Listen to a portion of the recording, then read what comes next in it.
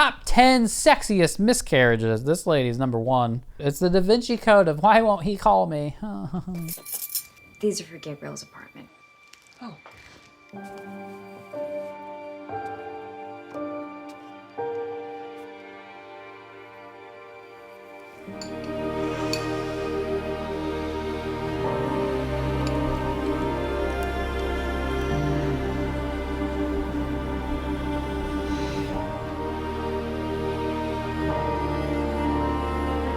I've made arrangements for you to see plastic surgery. Gabriel's Rapture Part 3. We open on a mystery. Gabriel is missing. Oh my God. He went missing after he fell on the sword. What did Julia do? She goes and hangs out with Professor Picton. Are you satisfied with your thesis? Old lady who's going to Harvard, just like Julia. Okay, we're gonna be best friends. We don't have money for more actors. We're gonna just keep that one. And they drink red wine together. So that's a drink. She goes and hangs out with Rachel and then drinks red wine. So that's a drink. She goes and hangs out with Paul, and Paul, because he's such a nice guy, he's graduating, right? And so he's moving back to Vermont, because that's where nice guys come from, Vermont. And Julia and Paul are like best friends now, because Gabriel's been missing. Julia is graduating at the end of her 1 year at Toronto, whatever this. Julia, helping him move, whatever, sees a picture of a girl, and it turns out that Paul is an ex. And so it's like, uh-oh, she's gonna get jealous immediately because she never considered that Paul might have, like, you know, a life outside of being her nice guy. And it's like, Paul, dude, you should have been making her jealous earlier. Like, oh yeah, look at all my ex-girlfriends, that would have worked. You weren't shoving food in her face. You weren't shoving scotch in her face. You weren't throwing up in front of her. Like, what are you doing, man? Like, gosh, dude, some dudes just don't know how. Ex? What ex? And he's like, it's a long story. We are long distance. Long story. Get it? Okay. Couldn't handle the long distance. We broke up a while ago. Couldn't handle the long distance. So her and Gabriel, who, again, Gabriel is missing. Like, no one knows where he is. He's been gone for months. But she's worried about, well, I mean, what if we were long distance? It's like, bitch, you're very long distance right now. So here's your choice, Julia. You can get this dude who looks like Clark Kent, who has a PhD in Dante. He's from Vermont. He's very nice. Or there's this dude has a PhD in Dante, Superman, but not Clark Kent. He doesn't wear glasses. Although he does wear glasses. These dudes both look like Clark Kent. The nice guy from Vermont, who's reliable and is always there to be the shoulder to cry on, or this dude who punches walls constantly and breaks things and goes off on coke benders and will just ghost you for months. Sure, he fell on the sword, but then he ghosted you. So what a choice she's gonna make here. Gabriel! I suggest you keep your hands to yourself, unless you're prepared to lose them. That's what it means. Take your finger out of her face while it's separated from your body, John. I'm not an abusive asshole. I'm a murderer. Well, to be fair, you could be like, well, Paul is kind of a bitch who's afraid of every professor and made a complaint about this professor, and that's fair, I suppose. Okay. Although, he made a complaint about Professor Payne. We've seen Professor Payne, like, sexually harass Julia in the bathroom. So, like, you know, she probably did sexually harass him. We really shouldn't be shaming nice guy Paul for doing that. And what did Julia do about it? She never made a complaint about Professor Payne, right? So think about this. Julia gets sexually harassed in a bathroom by a professor, does not make a complaint. She's just letting that professor be a predator and do more bathroom harassment. Sex. We should be rewarding the people who stand up and do the right thing, not the ones who are like, oh, I'm not a victim. I'm not a damsel in distress, despite what you might think. Gabriel, what happened? I'm gonna read from my script word for word here. So, shit's down with Rachel. Shit's down, I don't know. He was up at all hours, playing loud music and prowling around outside. Could we have a Dracula running loose out there? I think Rachel is the audience stand-in, and Rachel gets to, like, talk sense to her. We're gonna need something stronger.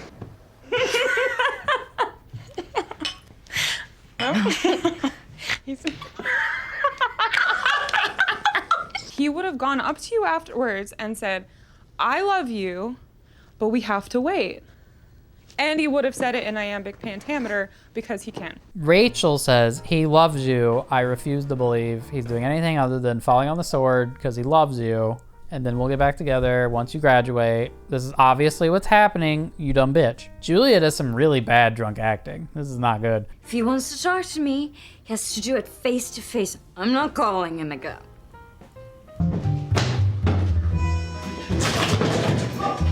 What if he goes back to Paulina? It's like, the crazy bitch that shows up and like crashes your family Christmas with a fucking sonogram photo of her miscarriage. Yeah, you're gonna go back to that. I guess she can't give a BJ, so she's sensitive. She thinks he'll go back to a lady who can give a BJ. Cut to Paulina giving Gabriel a BJ.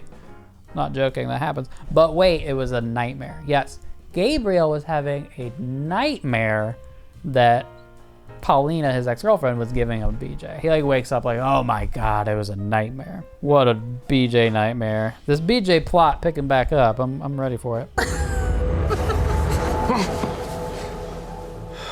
So anyway, where is Gabriel? He's vanished. He is in Italy. He's just walking around Italy wearing a wedding ring. That's weird. And he's just like cruising around like he's Hannibal Lecter. He's just so dark and mysterious. You know, he's always got these plans. Like, I'm gonna leave her a Da Vinci Code thing that says I'm waiting for her.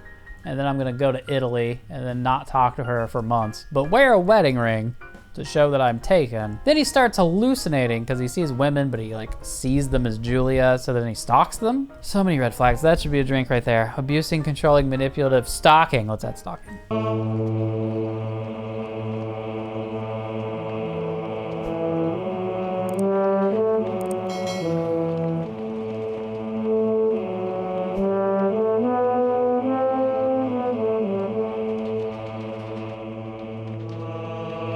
But it's like, oh, I'm just longing so much for her. But I can't call her because the phone company and universities famously are in cahoots. Harvard's basically the NSA. I don't know if you guys knew that. He then goes to Assisi and becomes a monk. I'm not kidding. He goes and becomes a monk so that he can like help little kids.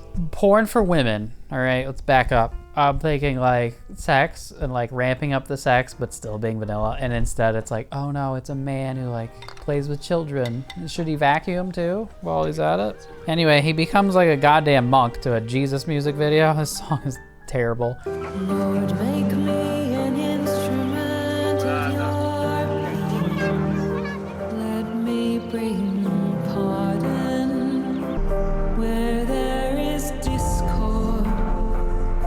So that's a drink. Let me bring truth.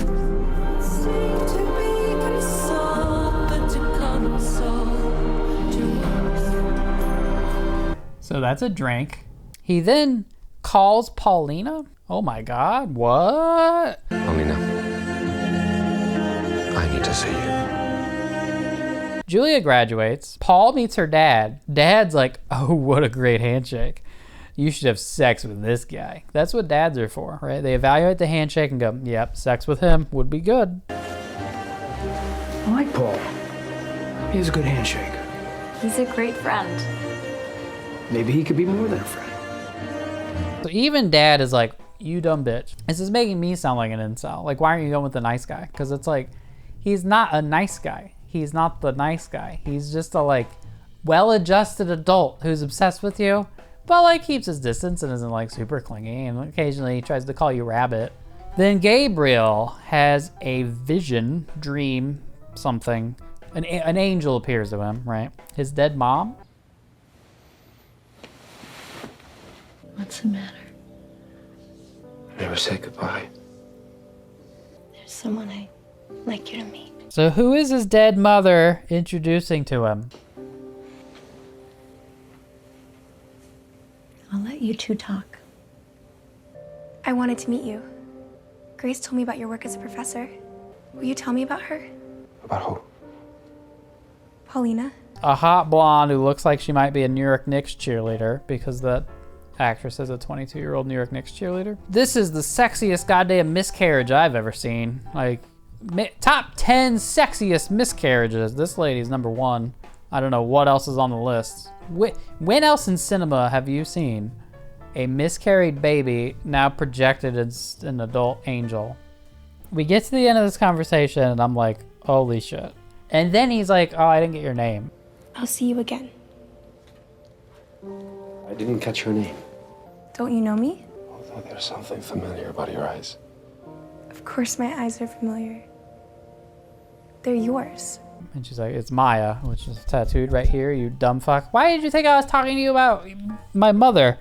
Oh my God. She asks, the miscarried fetus asks him if he loved her mother. Like, holy fuck. Oh my God. This is such erotic stuff, right? And also, okay, we have a timeline. Really study this. Miscarriage, and he met Julia. 6 years later is when Julia shows back up in grad school, and that's when they meet. We're a year later. So it's been 7 years since this miscarriage, and that miscarried fetus is 22. Is a 22-year-old actress, not a 7-year-old.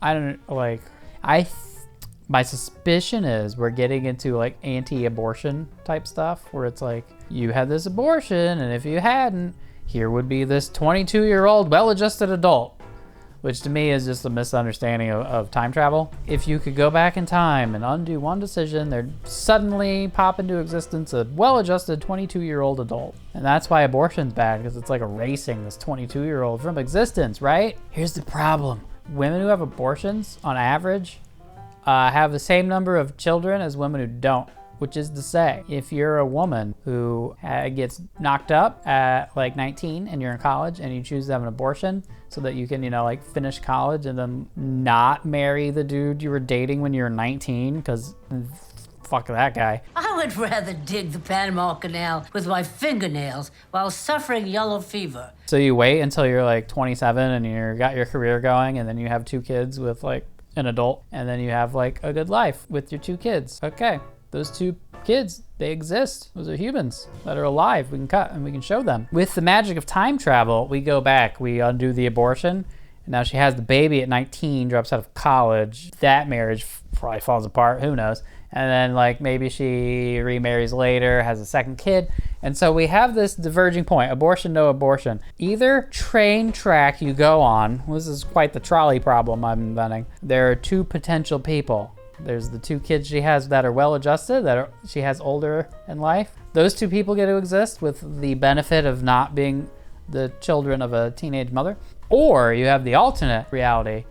I should be careful how I'm gesturing. These kids have a rougher life and she doesn't make as much money and career isn't great. So which of those 2 scenarios is better? Which 2 do you want to make happen? So it's not as simple as saying, well, you chose to erase this 22-year-old from existence. Oh, that's murder. I'm a murderer. Aborting one baby and preventing that life potentially from happening enables a different life to happen later. Basically, the abortion is murder argument to me is just a misunderstanding of time travel. They could be a serial killer, who knows? I'm rambling. I think the data says whether you have abortion or not, women will just tend to have the same number of children roughly. Not aborting would be murder of this potential person. So it's just like a trolley problem where there's 1 dead on each side. The only difference is one became a clump of cells and the other is theoretically a clump of cells later. What's the difference? The difference is women having bodily autonomy. How about that?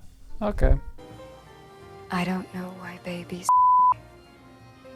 All I have to say is this New York Knicks cheerleader has not convinced me that abortion is wrong. So Gabriel goes to the graveyard and goes to the grave of not his mother, his goddamn miscarried fetus. They've got a gravestone for it. Then he goes and has a dream where his mother appears. So, Gabriel, you go to the grave of your miscarried fetus, and then a vision of your dead mom as an angel, and your dead mom angel is like, here's an angel I want you to meet. And even after talking about her mother a bunch, you don't put those pieces together. Like, what a fucking idiot. I didn't catch her name. Did you love her? We were friends in the beginning. Pelvic affiliates. Fuck buddy. She describes to him that heaven is filled with light, love, and hope. So it's definitely not Canada. Oh, and she doesn't like his tattoo. She tells him this tattoo's dumb or something, I forget. You didn't have to do that. Paul helps Julia pack up a U-Haul to move to Harvard, right? And Dad's like, this one good handshake. He's also probably got a pretty good penis. His penis would probably be a good fit. You should try that out. So there's shots of Vermont Paul in the U-Haul moving her shit across New England that made me think of the Office episode where they're moving Holly. So Paul finally makes the move and he tells her that he loves her and is like, I know, like, maybe in time you could learn to love me. Something Janusz said in Ghostbusters 2, I think. So basically Paul, Rick Astley's her. I would never give you up. I would never let you down. I would never disappear to Italy. I'm never gonna ghost you and punch the wall. Never gonna vomit on you. I will treat you respectfully, and I will never, ever leave you. You'll never have to cry yourself to sleep again. But it doesn't work because he didn't punch anything or like shove any scotch in her face, so she's not into it. This is what friends do. I hope we can still be friends, even though... Emerson quit. What? When? Julia gets a coffee shop job in Boston and she starts at Harvard, and you can tell that they really went all out and went and shot at Harvard because they have all these very clear, look at that, that's Harvard, that's definitely Harvard. You know, you can't just get a cork board and put the word Harvard on it. There's a terrible song about angels crying, oh my god. So there's a montage of her being a Harvard student, which is just like creep shots of her walking around near Harvard, maybe. She has new Harvard friends, but it's mit out sound, so we don't actually like hear them be friendly.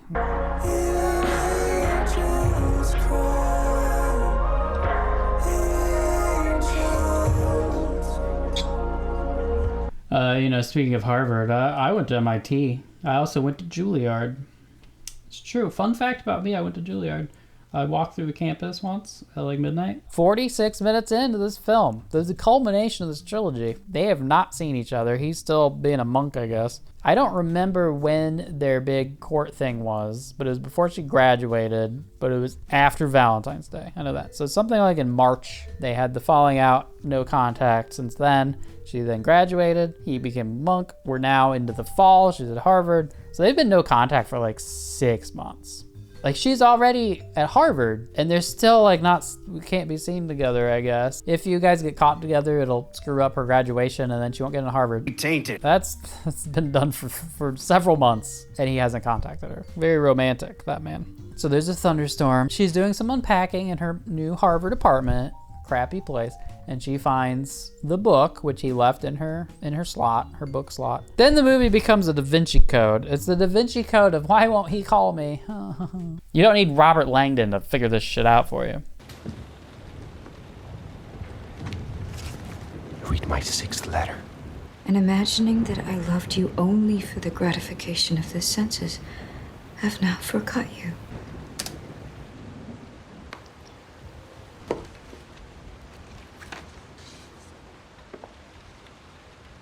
To my beloved, wait for me.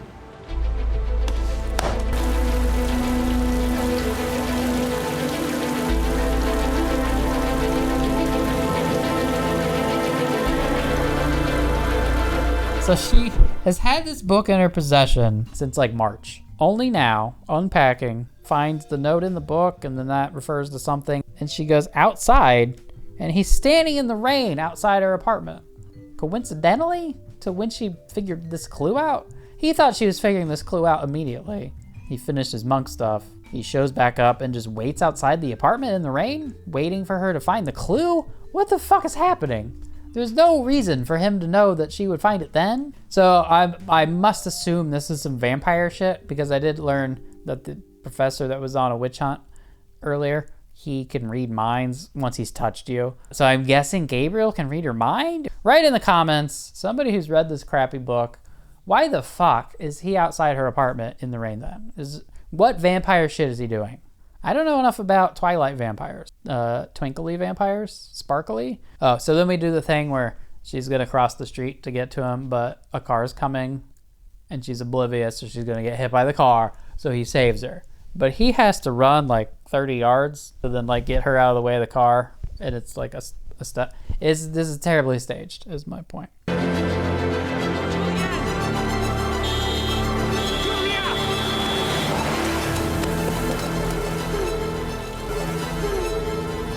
Was he stalking her constantly?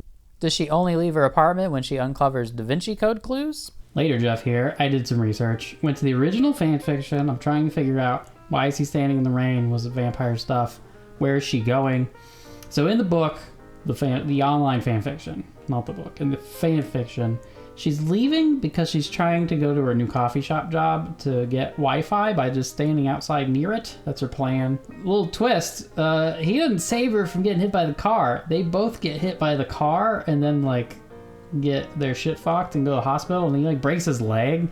The scene where he sees the angel in the miscarriage, that happens then. So like when he's in like a coma sort of. They're doing a little adaptation. They're rearranging some of these scenes here. So I guess they cut out them getting hit by the car thing because maybe like they don't want to do stunts. Which is dumb though, because you can get the characters hit by a car without actually hitting any stuntmen with a car. You just, Also, here's some highlights from the fan fiction. So they're in the hospital and they're telling Bella that she can't see Gabriel or something. Bella's lower lip began to jut out as a sign of her stubbornness. She's been stubborn. Edward, what were you doing lurking in front of a closed coffee shop in the middle of the night? He seemed taken aback by her question. I was waiting for you. At the stroke of midnight, I was going to call you and then ring your doorbell. Edward tugged at his forelock in agitation. What's a forelock? Like he has a plan to call her and knock on the door at midnight, which sounds kind of like your phone goes off and then there's a knock. Like, what? But anyway, they immediately just move on to like, oh, and then we were hit by car stuff and then subject change. We never find out like why then. Does he know that she's finding a clue then? And then she's like giving him shit about his clues and she only just now figured it out. And he's like, why? It was obvious. And she says, we're going to fight about it. So near very unrealistic bullshit, we get a little realism of like, yeah, don't leave mystery clues to someone. They're not going to it's not a movie. They're not going to solve it. That's what a person thinks when her lover flees without so much as a phone call and then sends an email saying that it's over. Sarcasm was not become you, Julianne. I only looked at it tonight. I told you to read Evelyn's letter. No, you said read my 6th letter. I called you Eloise. Wasn't it obvious? He pours some red wine. So it's a drink. She's wearing a Boston College sweatshirt because it was a gift from Paul. Jealousy from an ex. Does that count? I think so. Plot twist. I'm the new Dante specialist at Boston University. Here to stay? He's living in Boston now. So this whole obsession we've had for like 2 whole movies, I guess, about what might happen if we maybe go long distance. Oh, he can just get a job in Boston. Okay. How's Paul? You should email him. He said he hasn't heard from you. So you've spoken with him? Yes, Gabriel. I've spoken with him. So they stare silently at each other for about 6 minutes.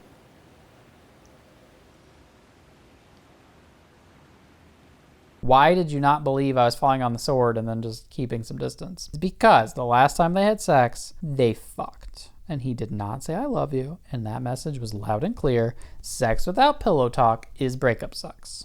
You didn't say goodbye with a conversation. You said it by fucking me. Okay, so that Da Vinci Code bullshit, stupid. But sex without the L word, very clear message. Gotcha. Anyway, did you fuck Paulina while you were away? Is that what you've been doing? Why are you wearing a wedding ring? Read the inscription. One ring to rule them all. And he says there's another ring because he went to Tiffany and there's 2 rings. They're a matching pair of rings. I purchased them at Tiffany. So that's a drink. So he's basically proposing. We're right at an hour into the film. But she rightfully, we'll stand up for her right now. You went no contact for like 9 months except for this Da Vinci Code bullshit. And now you want to get married? She's like not happy. So she mad. So the next day she gets up or whatever and he has set up a picnic and a tent outside. And then we rehash this whole no contact thing. The tent is a lovely gesture, but I would rather have had a phone call from you 3 months ago. You're not drinking. I quit. I didn't know whether to hit you, kiss you. They were going to suspend your grade while they investigated. And as long as your grade was incomplete. No Harvard. If I violated this condition, the agreement would be void. That's blackmail. That's academia. Shit like that. It's like 10 minutes of like talking about the plot. And now she realizes that he had sacrificed his career to save her. And so then they're in love again.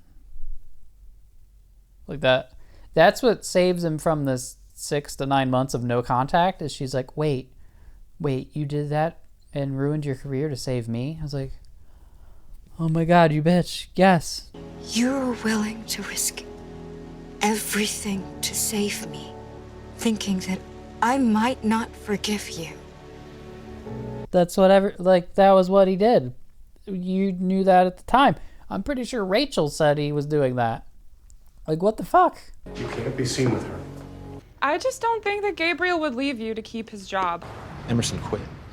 What? So, like, okay, so A, that is not a revelation. You should have known. One of the possibilities here is that he's falling on the sword and sacrificing his career, which he doesn't need because he's a billionaire. Okay. He's doing that to save you so you can get into Harvard. That's obviously a thing he's trying to do.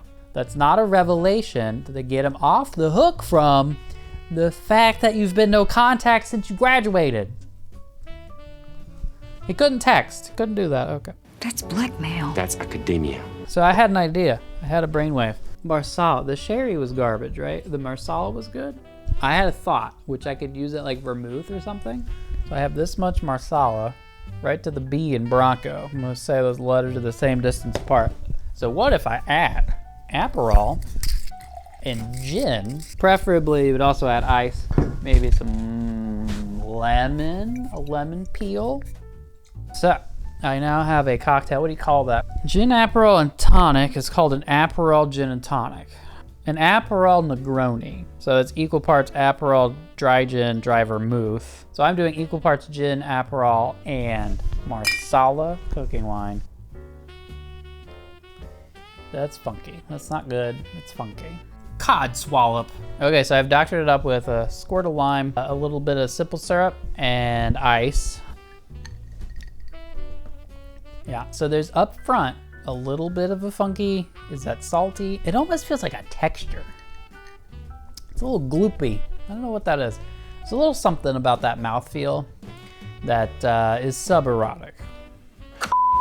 Does it tell us something about Julia? We should name this. Call it the cherry, the hymen. So it's not a Negroni, it's a Vagroni. I'm gonna call this a Vagroni for vampires and vaginas. Vagroni. Julia immediately like forgives Gabriel for being no contact for 3 months, more than was necessary. He buys a house in Boston. Oh, he plans to renovate and make it more comfortable.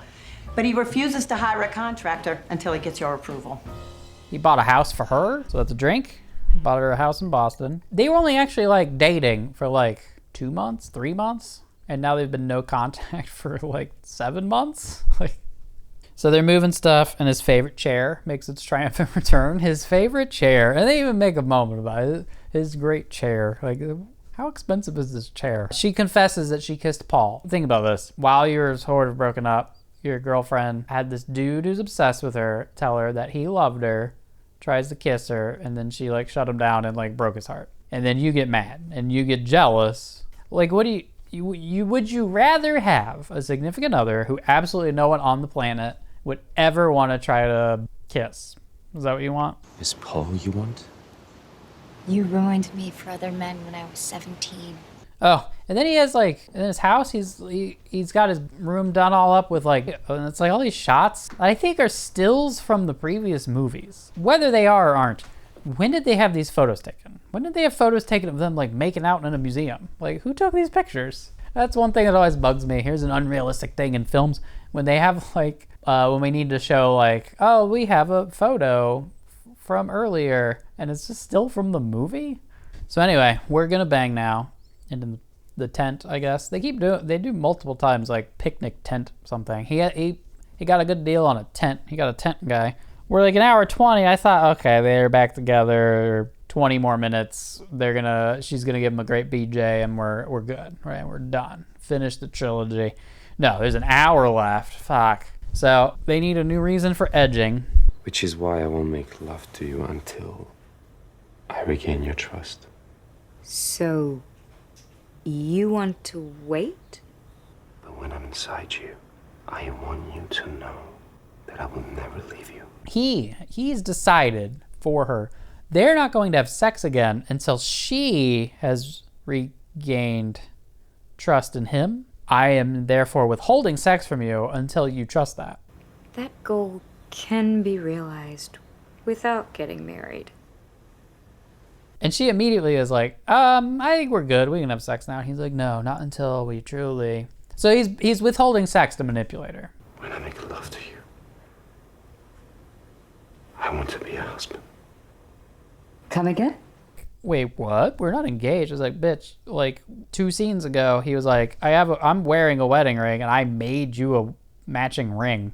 If you don't think you can trust me enough to marry me, then maybe you should let me go. Is that an ultimatum? Withholding sex so I'll marry you is manipulative. I'm not withholding sex. So anyway, he is manipulating her, withholding sex until she gives in to his demands, and then they get married. Like, that's the romantic thing we're gonna do now. So that's a drink. What about makeup sex? Isn't that customary? On their honeymoon. Nah. It's like, this gambit starts, when we have sex, I want you to trust me. And then she's like, I trust you. And he's like, okay, well, we can't have sex yet. No, we'd have to be married. I was like, what was this trust thing? It's gone immediately. She called him on him being a manipulative dick. Withholding sex so I'll marry you is manipulative. Cut to a wedding. Huh, that's what we do. But it's not Gabriel and Julia. No, Rachel is getting married. And Gabriel, who is her brother, okay, so Julia's best friend is getting married, and I feel like they've referenced it maybe in the Lifetime Christmas movie in part 1, I think, maybe. This fucking wedding party, oh my god. So there's 2 groomsmen, and they're both Rachel's brothers, and then the bridesmaid is Julia. And then so Rachel's husband has nobody? Like, we're running out of money for our extras, I guess. Maybe it's the suits, couldn't afford the suits. So we're doing wedding stuff while then we talk about like them getting married while we're at a wedding. I want to marry you. I need to make amends with your father. This is not a good time to ask him about marrying me. I'm not going to ask his permission to marry you. They're staying in separate rooms at this wedding and just continuing to do their edging thing. And she's like, I'm across the hallway. And they're just edging over the phone. I'm across the hall feeling lonely and sad. I'm lonely too, Gabriel. Isn't there something we can do about that? Sarcasm has not become you, Julianne. I need to go. And then this clumsy bitch falls in the tub. Every time she's a clumsy bitch, that's a drink. That should be one. What are we having with the wine? Couscous.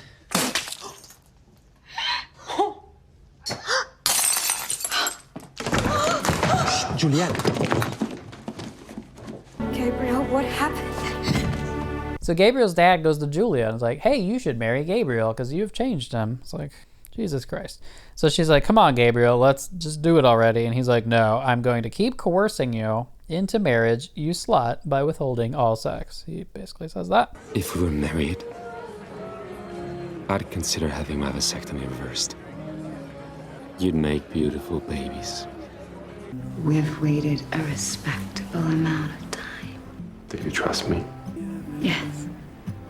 Then marry me. Which made me think, I have a compromise, right? He's withholding sex. Next time we have sex, husband. All these things, and she wants the breakup sex, the makeup sex. Maybe, at this point, a blowjob. Not sex, a blowjob. So maybe this is the Toronto compromise. She overcomes her strong gag reflex. Perhaps a compromise.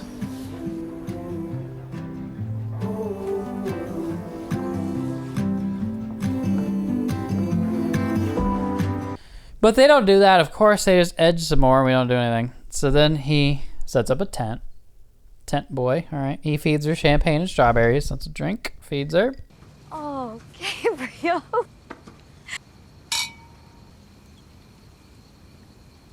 He gets down on one knee, proposes, gives her fancy ring. Okay.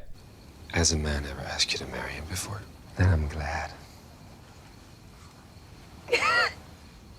I'm your first. I think they added in post that the ring like sparkles. I think they added some sparkles to the ring. Oh my God. Also, we reveal he donated some shit to an art museum. You know, it belongs in a museum, I guess. So that's fancy porn or $ porn, you know, drink again. Your Botticelli illustrations. But what about the legal issues? And then the next scene is the wedding. Like, We go from him getting down on one knee to them being in a wedding. There's no in between. So it's like, how long is their engagement? So are we, is this like a month later? Like, even if it is a month later, they've been back together for maybe 2 months. No contact for like 7 months. And before that, they were together for like 2 months. So basically, they've been dating for like 4 months and they're getting married. So it's not quite a standard waiting until marriage and then you get married because you're horny situation. It's not quite that. It's complicated by fake vampires and then like doing it but then feeling bad and then stopping doing it, which is pretty, that sounds pretty Christian. Jesus will forgive them for that because they stopped and now we'll get married. Standard, we're 20, we're Christians, we're going to save ourselves until marriage and we're going to be very smart about it, and then they meet someone and get horny and then they get married after dating for like 3 months. And then they couldn't even save themselves through the whole thing, right? Okay. So where are you going to get married? Fucking Florence. Oh my God. She invites Paul, so that's weird. If you have any doubt about it, you shouldn't marry him. I promise I'm not trying to be an asshole. He's in love with this girl, pours his heart out, she rejects him, and then like 3 months later sends him an invitation to her wedding in Florence. Yeah, I don't think he's going to attend. The crowd at their wedding is comically small. Just like, these are such rich families. And then Gabriel, like unconnected to the family. I think it's from his biological family. He's super rich. They have like no friends other than the like 7 characters we know. I mean, it makes sense, a destination wedding. And this is true of both weddings. The first, Rachel's wedding back in Vermont or whatever, had like 14 people.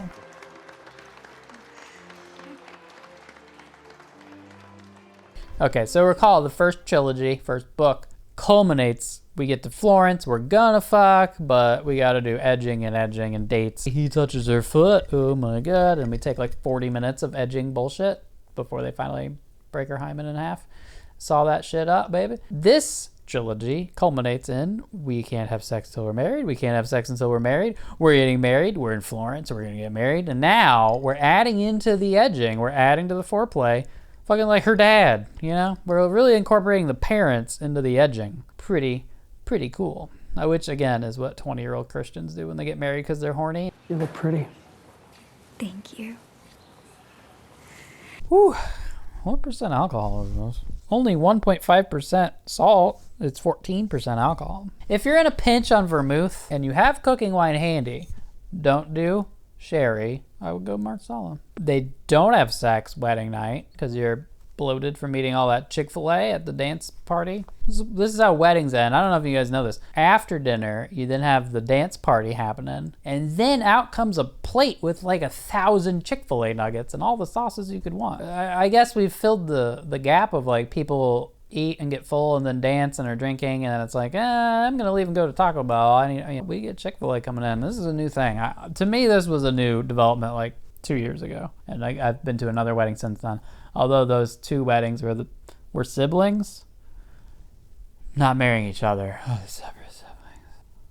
This is gonna be fun to edit later. He gives her a magic key to Narnia or some shit, I guess. Wardrobe that leads to Narnia? Very funny.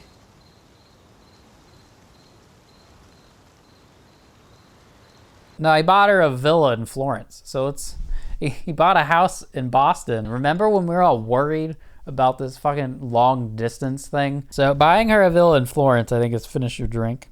He sweeps her off her feet and carries her in, and then beach time, but no. She goes for the belt, so that's character development. That's an arc. But no, they don't do the BJ. We don't resolve the BJ plot at all. They just do the virginity sex thing again? Really? The like post-wedding, we're allowed to have sex now. We build up to it. And then we have sex for 30 seconds, immediately have an orgasm, and that's the end. But not before he says his catchphrase. They'll catch pneumonia. So just watch this and tell me it's not porn, because Tosca Musk says porn is bad, and this is not porn because you don't see a wiener. Holy fuck, is this porn? A rich man buys your shit. That's why you need a bubble bath. But you have to edge for hours and hours and hours. Withholding sex so he'll marry you is manipulative. I'm not withholding sex.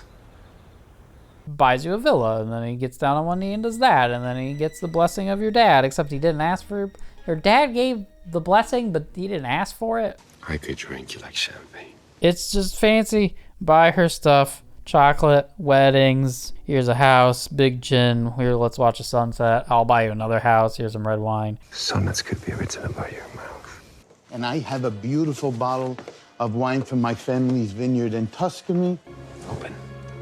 Are you cold? And your shoes. I've made arrangements for you to see plastic surgery. This is so porny. But let's form this as an SAT question. As to a real movie, this is bukkake porn is to standard sex. It's romance bukkake. See how we fit together? I want to teach your body. Sex god. I'm gonna start calling them emgasms. Foreplay is essential. Then I'll take you shopping.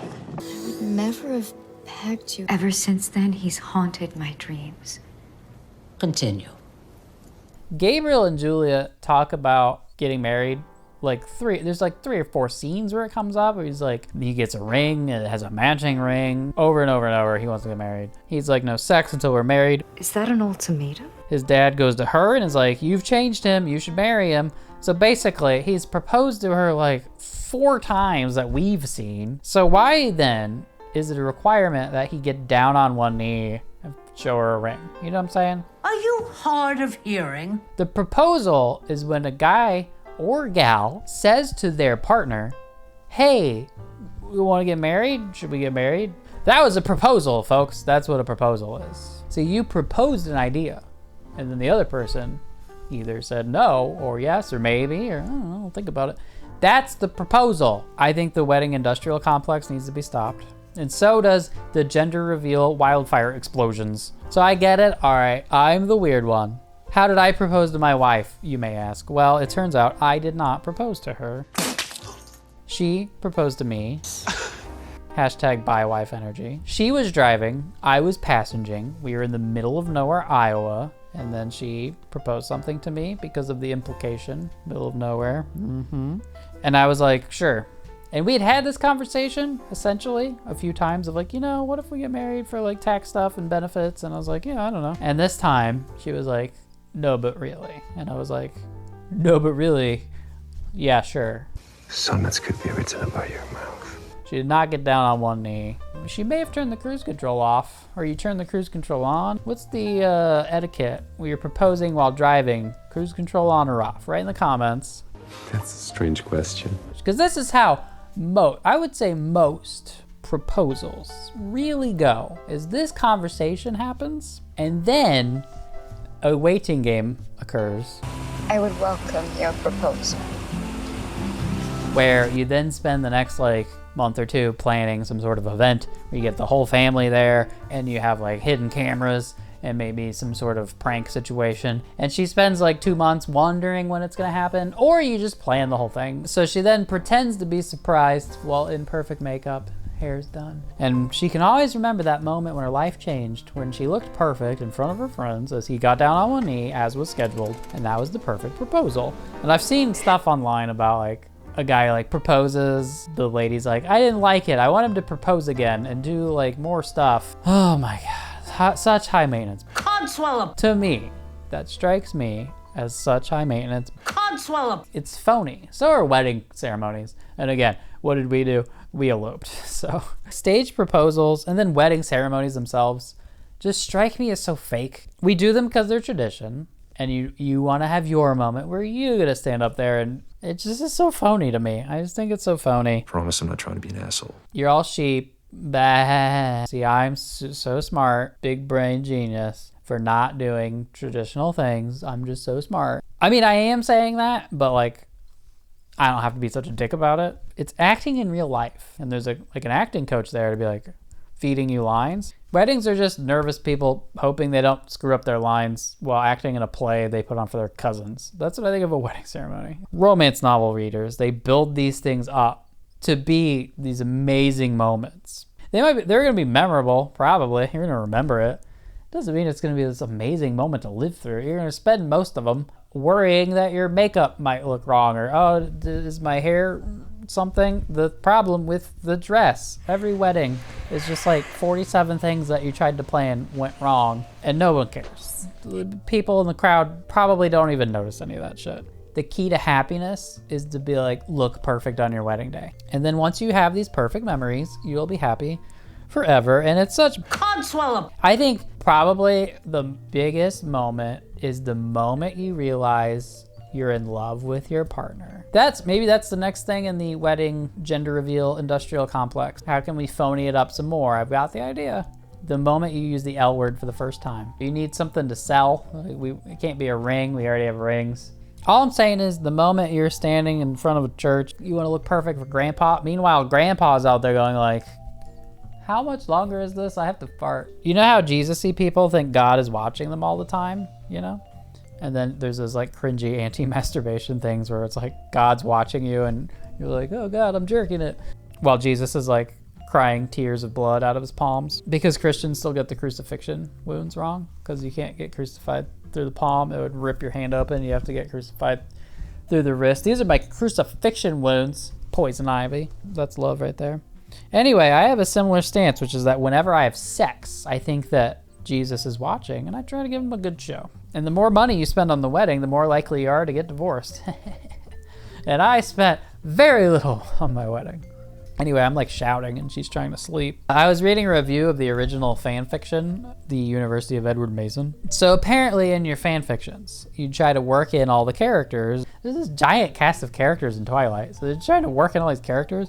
Is that why there's so many fucking characters in these books? You're just like throwing in these names to be like, oh, that's where that character is. It's dating her dad. All right. Cramming in all the characters you can, and they serve absolutely no purpose other than being an Easter egg for the Twilight fans. When it's no longer a fan fiction and you've changed the names, now they're Easter eggs that don't make sense. Like, Tosca, hire a screenwriter. Sylvan, hire an editor. Holy fuck, what are you doing? You didn't adapt it from the fan fiction with vampire shit. You're all I need to quench my thirst, but I have no wish to consume you. I lost my soul.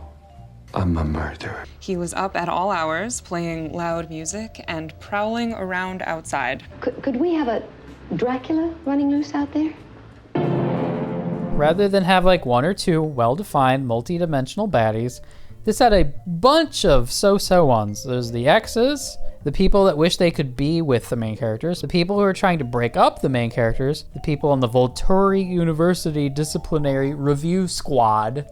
So that's who did the investigation. Some characters will cause some trouble and then you would expect them to come back up, but they never did, so their stories would never be resolved. Which is what I've been complaining about for 6 movies. It's just episodic bullshit. Oh, that's gonna be a thing. 2.5 movies go by and it's not a thing. Yeah, that problem was present in the original Twilight fanfiction. Adapted into novels, still there. Adapted into movies, still there. We just copied and pasted our way from one format to another. So I'm gonna go to Goodreads reviews of Gabriel's Rapture, which is book 2, movies 4, 5, 6. The astronomical bullshit spewing out of this book was torture. I was royally pissed. It put me in such a foul mood. How dare you drag Jane Austen into this? Codswellum! Pompous, preposterous, pretentious, over-the-top, asshole, and utterly ridiculous professor meets overly emotional, idiotic, immature, irrational, narrow-minded, slut, dumb student in distress equals voila, you have the suckiest romance of all time. How many times do I have to read the word chaste? The food porn and shoe fetish were getting out of hand. I don't know what's going on in the book, but more shoe stuff. From the next review, quote, there are only 2 types of women, saint-like women and sluts. Which, by the way, you should just say saints and sluts. Don't say saint-like women. Saints or sluts. And saint-like women should be hyphenated. Saint-like. Slut. Next review, quote, the climax happened in the middle of the book, so the second half felt like a letdown because you were waiting for something to happen. Like Paulina? Quote, the blue sky blushed to see passionate lovemaking while the Florentine sun smiled down, warming the lovers despite the gentle breeze.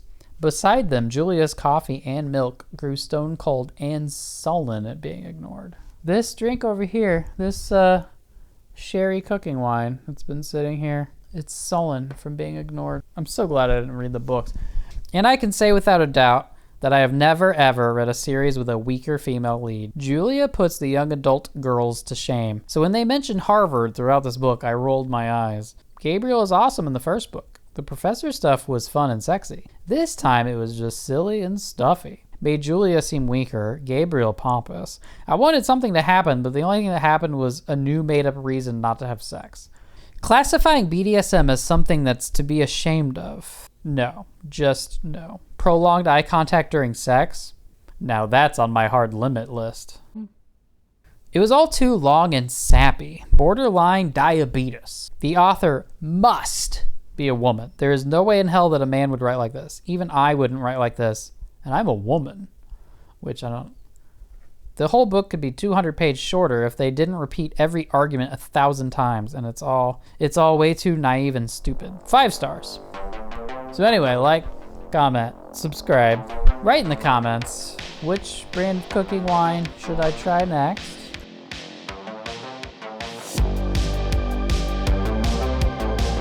I think I have finished. Oh my god. I gotta do some professorizing tomorrow, and that's gonna be fun. It's gotta turn my voice sexy, I think.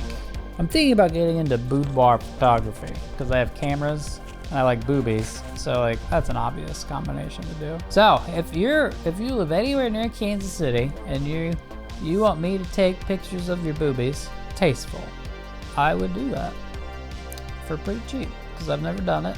So it'll probably be terrible. So I'm not gonna charge a lot for that. You know, maybe $1 million or $2 million, but that could be fun. I promise I won't be drunk on cooking wine. I very rarely drink cooking wine. Class is dismissed. I'll never say my name when I make you come. I have a strong gag reflex.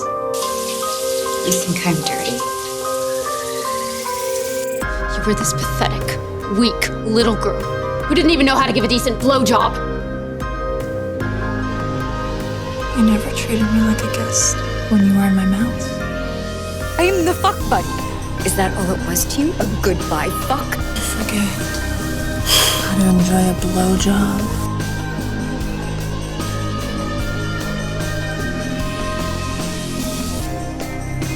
I didn't know whether to hit you, kiss you. What about makeup sex? Please don't hold my head down. Please don't bite me. I just don't want to throw up on you.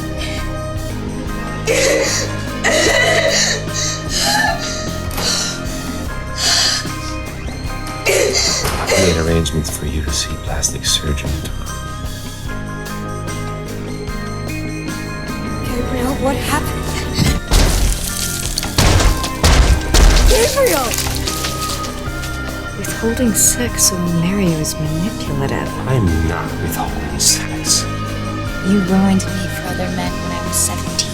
Bitch! Slut! Why don't you just stick a knife in my heart and get it over with? Ever since then, he's haunted my dreams.